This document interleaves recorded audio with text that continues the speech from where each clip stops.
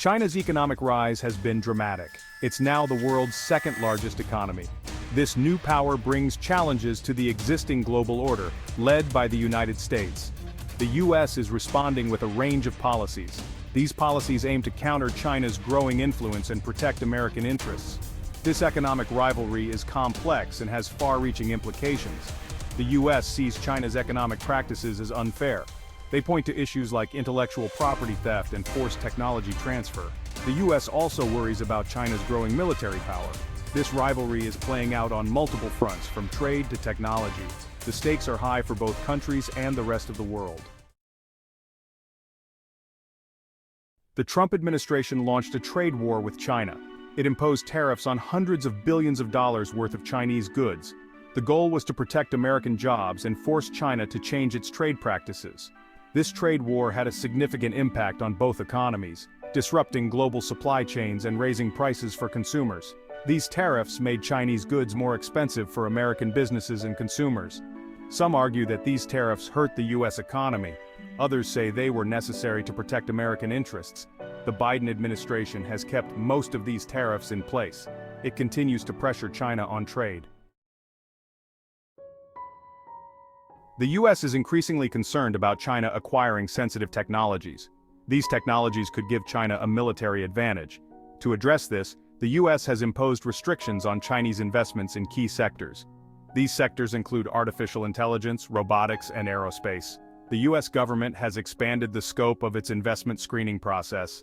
This process is designed to identify and block investments that could threaten national security. These restrictions have created uncertainty for businesses. They have also heightened tensions between the two countries. The U.S. argues that these measures are essential to protect its national security. Section 4. Choking China's tech rise, export controls on semiconductors. Semiconductors are essential components in everything from smartphones to fighter jets. China is heavily reliant on foreign suppliers for advanced semiconductors. The U.S. has imposed strict export controls on these critical components. This is to hamper China's technological advancements, particularly in areas like artificial intelligence and supercomputing. The U.S. government has also pressured its allies to adopt similar export restrictions. This is part of a broader strategy to limit China's access to critical technologies. These export controls have had a significant impact on China's tech industry. They have also raised concerns about the globalization of the semiconductor supply chain. Section 5. Breaking free, building resilient supply chains. The COVID-19 pandemic highlighted the fragility of global supply chains. It exposed the risks of over-reliance on China for critical goods. The U.S. is now focused on diversifying its supply chains. The goal is to reduce its dependence on China and increase its economic resilience. The U.S. government is encouraging companies to move their manufacturing operations back to the U.S. or to friendly countries.